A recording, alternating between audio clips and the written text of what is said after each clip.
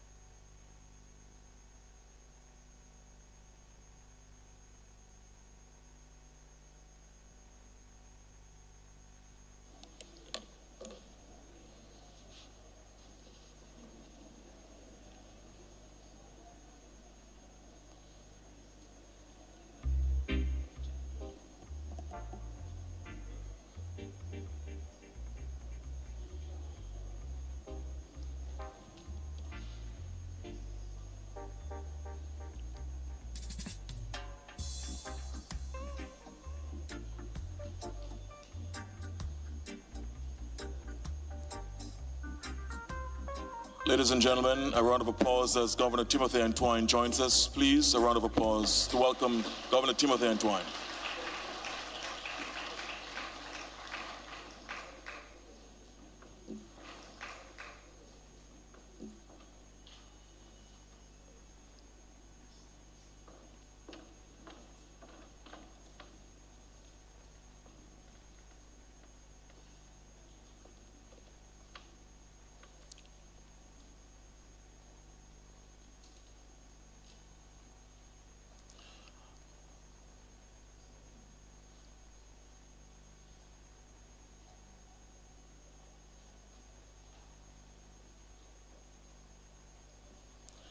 Ladies and gentlemen, may I ask you that you stand if you're able and welcome the arrival of the Governor General of the Federation of St. Christopher and Nevis, Her Excellency Dame Marcella Liburd, GCMG JP.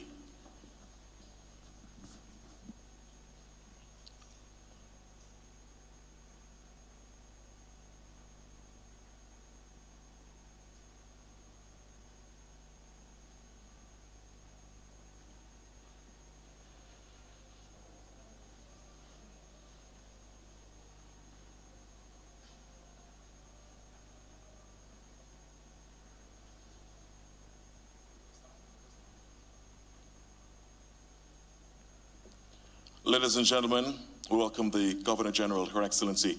May I ask you to please remain standing for the national anthem of the Federation of St. Christopher and Nevis, which will be sung today by Ms. Corinne Brown.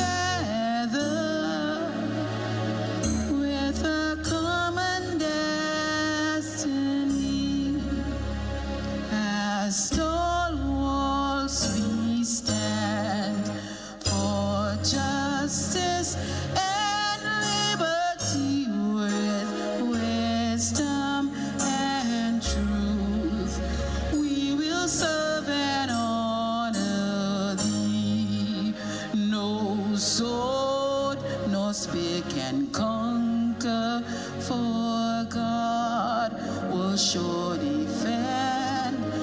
His blessing shall forever to posterity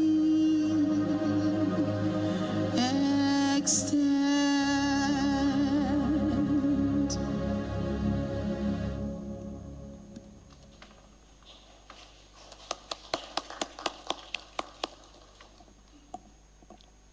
We thank Ms. Green Brown for that powerful rendition of the national anthem of St. Christopher and Nevis. May I ask you to please remain standing as we now turn our attention to the invocation, which will be delivered by the ECCB Chorale.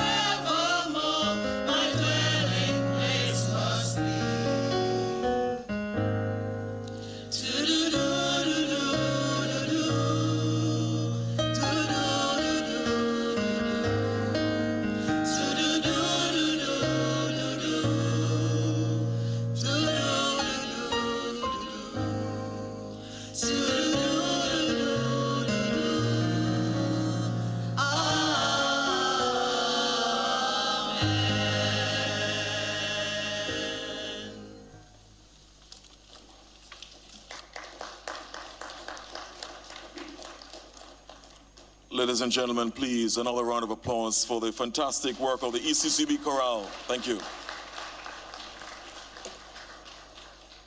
Please be seated. Thank you.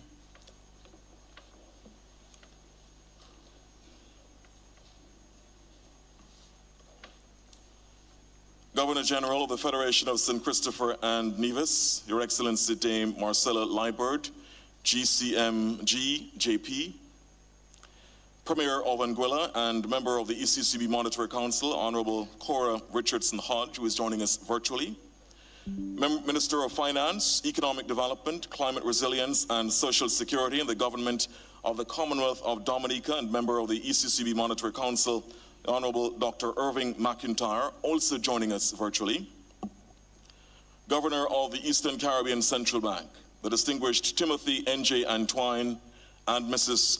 Antwine, Deputy Governor of the Eastern Caribbean Central Bank, Dr. Valda Henry, ECCB appointed Director and Financial Secretary in the government of St. Christopher and Nevis, Mr. Carlton Pogson. ECCB appointed Director and Permanent Secretary in the Ministry of Finance for the government of St. Lucia, Francis Fontenelle. Chief Director for Policy, Eastern Caribbean Central Bank, Dr. D. Tracy Polias. Distinguished panelists, and my distinguished panelists, in addition to Governor Antoine, starting in the middle, Mrs. Rosamond Edwards, former appointed director on the ECCB Board of Directors, Dr. Wendell Samuel, acting Assistant Secretary General of the CARICOM Secretariat and head of the Economic Integration, Innovation and Development Directorate, and Ms. Ulrika Antoine, General Secretary of the St. Lucia National Youth Council.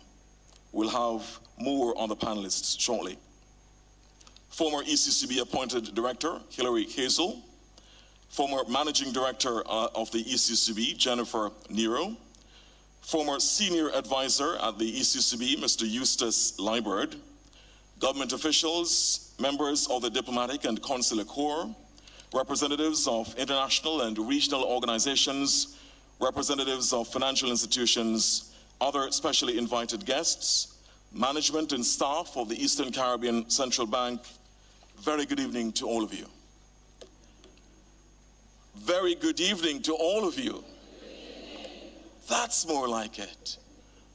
What a fantastic occasion we're gathered here for in the auditorium of the Eastern Caribbean Central Bank, and how fantastic the audience looked, how fantastic the panelists look. A round of applause for the panelists and for yourself as the audience, please.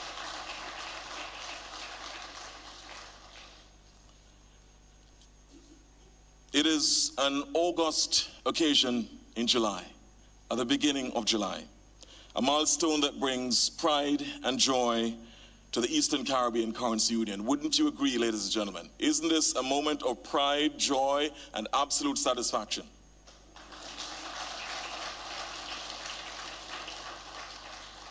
I thought so too.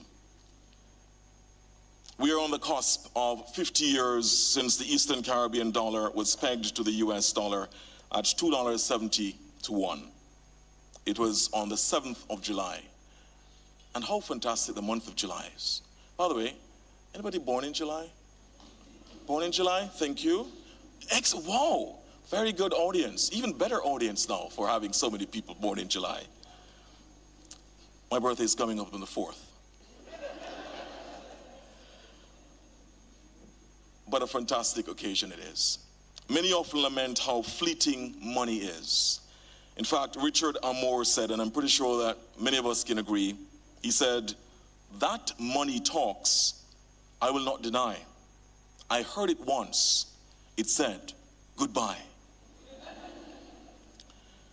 But for 50 years, the EC dollar has exhibited a powerful permanence in its value, standing the test of time and the geopolitical shifts in a world of flux. Just think, ladies and gentlemen, distinguished dignitaries, ladies and gentlemen, of the tremendous changes which have happened over the past 50 years.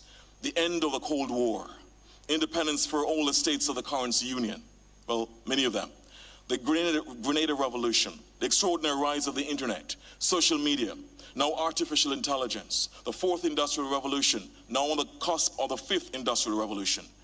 The rise of the existential threat of climate change, which threatens all our island states. And yes, the dominance and docility of the West Indies men's cricket team, and the hope we all have that they are about to turn the corner. Even though they've turned the corner so many times, we're going around in circles. But we all hope that perhaps this time the corner will be turned, and we congratulate the West Indies men's team for having won the first test match against Sri Lanka in wonderful Antigua Barbuda. Congratulations, right? But even before the 50 years, even before July 7, 1976, from October 1965 to July 1976, the EC currency was pegged to the pound sterling at a rate of $4.80 EC to 1 pound sterling. In July 1976, the peg was transferred to the US dollar at a parity of $2.70 to 1 US. The rate it remains today, tremendously standing the test of time and proving that permanence is possible despite a world of flux and change. A round of applause for the vision of those who pegged it. But I didn't come to give a speech today. That will be for our panelists. So today we're talking about money, your money, ladies and gentlemen. It is said that money is like a sixth sense and you can't make use of the others without it. Perhaps you will agree. So we ask that you sit back, not relax too much, but we pay rapt attention. And of course, when the time comes a bit later on to participate freely, we ask that you please put your phones on silent. Please keep your questions, your comments concise. And of course, we require that you show respect for all in your contributions. The panelists will make, and I've been told that they have promised this, they'll be making strenuous efforts to keep their responses to 2 to 3 minutes. Strenuous efforts, I'm sure. We'll also invite those who are posing questions and making comments a bit later on from the audience here and those who are joining us virtually to keep those questions and comments concise. And we ask that we have the tremendous occasion and contributions that are befitting the occasion. So this evening, it is my pleasure to invite to the podium in a minute or two the distinguished Deputy Governor of the Eastern Caribbean Central Bank. Dr. Valda Henry is Deputy Governor of the Eastern Caribbean Central Bank and former Chief Executive Officer of VF Inc. She also served formerly as Senior Investment Officer of the Eastern Caribbean Central Bank and played an instrumental role in the restructuring of the investment unit, as well as the development of the bank's investment management framework.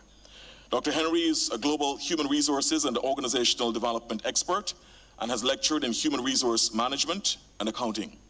She holds formal qualifications in financial analysis and planning, governance, and business management. And powerfully, uniquely, Dr. Valda F. Henry is the first female Deputy Governor of the Eastern Caribbean Central Bank. A rousing round of applause as she comes to give opening and welcome remarks.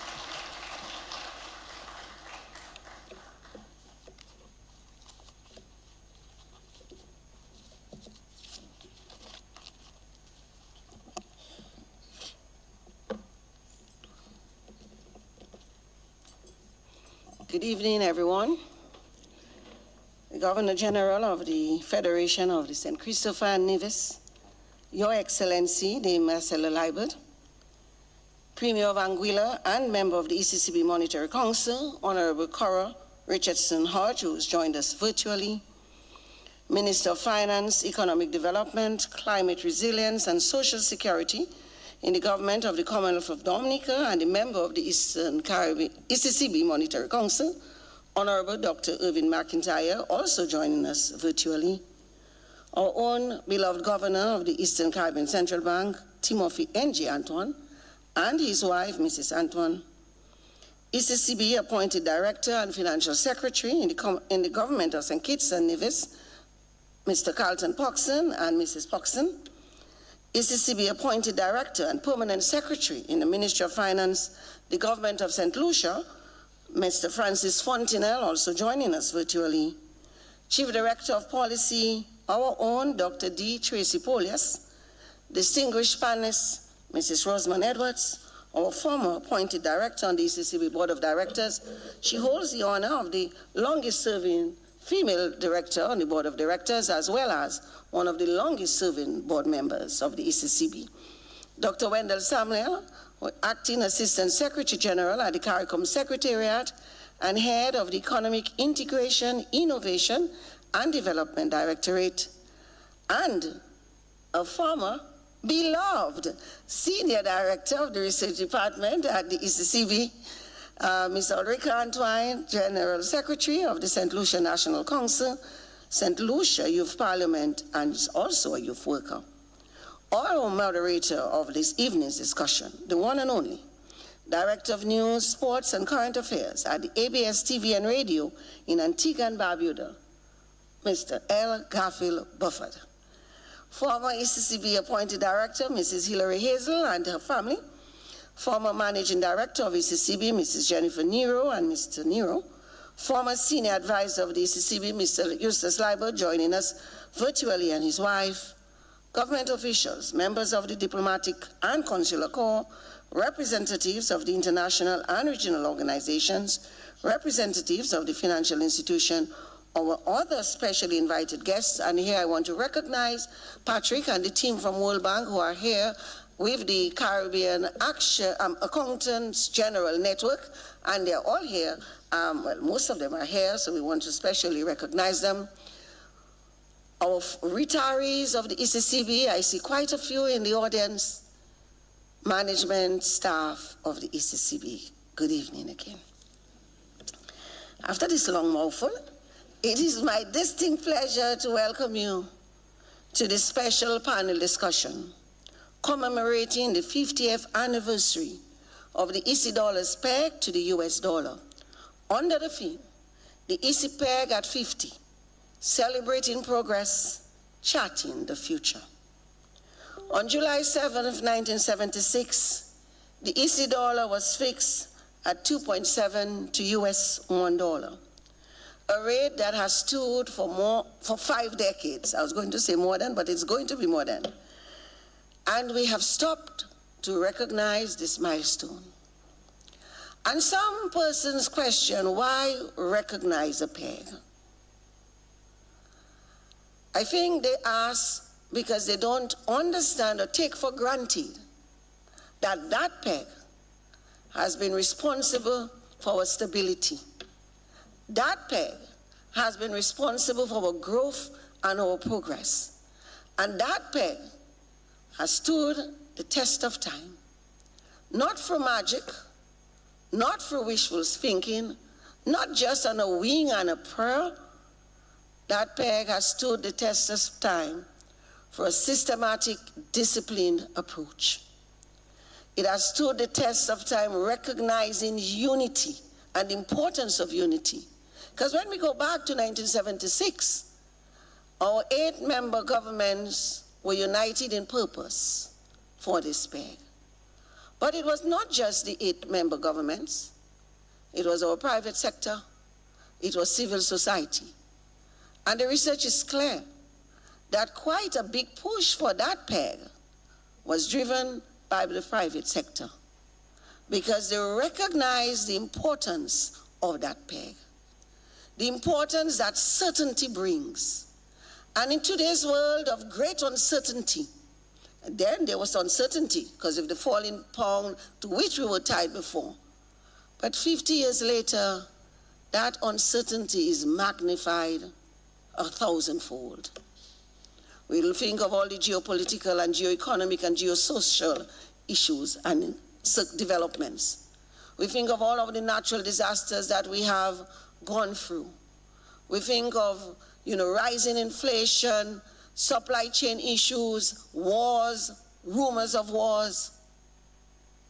But amidst all of this, what has stood certain, what has held its own, is our EC dollar peg. We should not and we should never take it for granted. And that's why we stop to celebrate 50 years of the EC dollar peg.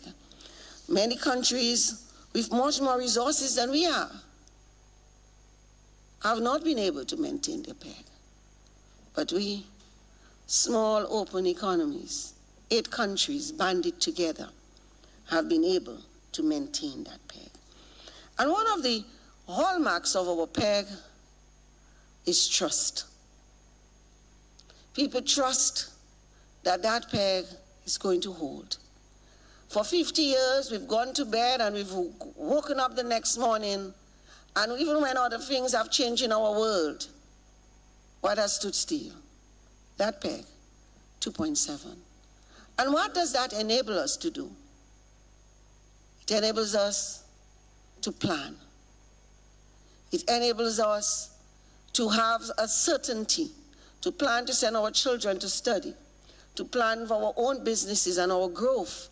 And even as I was, reflecting on my remarks, I went back to Governor Antoine, and I don't know, that was his first strategic plan, and that was the first strategic plan of the ECCB in its format. Under the theme, I don't want to get it wrong, transforming the ECCU together. And the next strategic plan to follow, 2021 to 2026, under the theme, transforming the ECCU for collective action and innovation. And we come now to the strategic plan that was launched in March of this year, 2026-2031. And what is the theme? You all should know that. We just had a big celebration of this. And what was the theme? Come on, ECCB staffers, let me hear you here, loud and clear. Let's go. The big push. Don't embarrass me here. The big push. Collective action for shared prosperity in the ECCU. There is a consistency here. And that peg has enabled us to consistently work towards transformation. And in that transformation, in Governor's address in 2016, strategic plan, he asked a question. He loves to ask questions, yeah? Could you imagine a currency union where globally competitive businesses and industries predominate? Young people are productively engaged and full of hope. And citizens are not merely striving, they are thriving. These questions hold still, and they have evolved into the question launched on January 19th, 2023, which has led us to this big push, collective action for shared prosperity. How do we double the size of our economies in 10 years? But not just staying here, is how do we, as individuals, double our own wealth within 10 years? And if that's not a call to action, I don't know what is. And that is a clear call for action. And what's going to help us to achieve this is what? The stability of our currency, that peg. Because that stability leads to growth. That stability leads to confidence and trust, as I said earlier. And with that, the business, the financial sector is going to be more willing to lend. Remember, Governor also told us earlier this year, they are awash with money. But they're not just going to give it to you like that, or to us. But that peg, with that certainty, it encourages people to save, because they know that the money will remain in that bank if it's value. And when we save, what do? We do not save just for saving's sake. We ought to save to do what? To invest. And out of that investment comes wealth creation, which then leads to that doubling that we speak about. We don't have to worry that this peg, our currency, is going to be devalued. And you know why I say that? Although they say you can't predict tomorrow, that may be true. But, you know, they say by the signs of the time, by the fruits you shall know them. So by the fruits that we have maintained that peg, the law requires that we have a backing ratio of 60%. That means for every EC dollar, it's supposed to be 60 US cents in reserves. We've never gotten anywhere close to that. We have maintained a backing ratio in excess of 90. Right now, the backing ratio is 99.5%. Meaning, yes, that deserves a big round of applause. Meaning for every EC dollar in circulation, 99.5 US cents is in reserves. And we manage that reserve prudently. I see Niall in that audience right here, Niall Pestino, who is the head of the investment unit led by Raquel Leons. And he'll talk to you about our guidelines our policies that frames. So while, yes, there are free investment rules, capital preservation, liquidity, and returns, at the ECCB we add a fourth, our peg of 60. And truly our operational peg is 80. And so you see how that further constrains us. So it's not by happenstance. And so I really want to stop here and commend all the persons before. Governor Cecil Jacobs, Governor K.D. Vivena, and our own present Governor, Timothy N.G. Antoine, who have recognized the importance of maintaining that peg for our prosperity and our transformation, and the entire Monetary Council, the board, management of staff of ECCB, past and present and future, because I'm saying to you here, they will talk to us on the panel, celebrating progress, charting the future. Our future is bright. We must believe and we must act, because one of the strongest elements we have is a stable currency that leads to confidence and trust. We now must have confidence and trust in ourselves that we can shape the future that we want. It's in our hands, and that is a call for action. Thank you.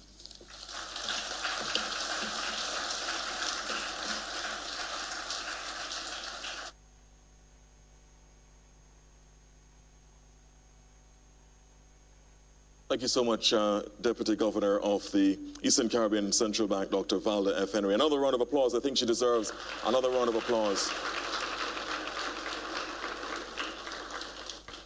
Bank staff, Dr. Henry, were not expecting the pop quiz you gave them, right? They were trying to wrap their minds to remember the name of the big push. And of course, you'll hear a lot about the big push later on.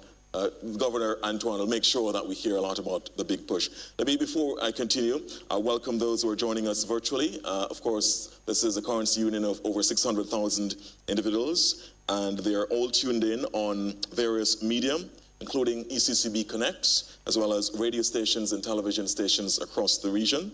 Of course, we welcome those from Anguilla, Antigua and Barbuda, the Commonwealth of Dominica, Grenada, Montserrat, St. Christopher Nevis, St. Lucia, and St. Vincent and the Grenadines. Welcome them warmly.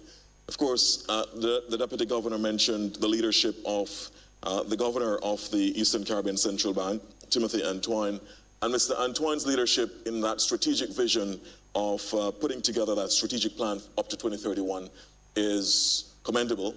It is said, Alexander the Great said thousands of years ago, that I do not fear an army of lions led by sheep. What I fear is an army of sheep led by lion. And governor's leadership must be commended. Ladies and gentlemen, please show some appreciation, please, for the governor's leadership on this. It is said leadership matters, and Governor Antoine has shown that. Before I introduce you further to my distinguished panelists, perhaps, by the way, ladies and gentlemen, this is no hyperbole. This is easily the most powerful erudite panel ever assembled in this arena in over 50 years. I can assure you that. No hyperbole.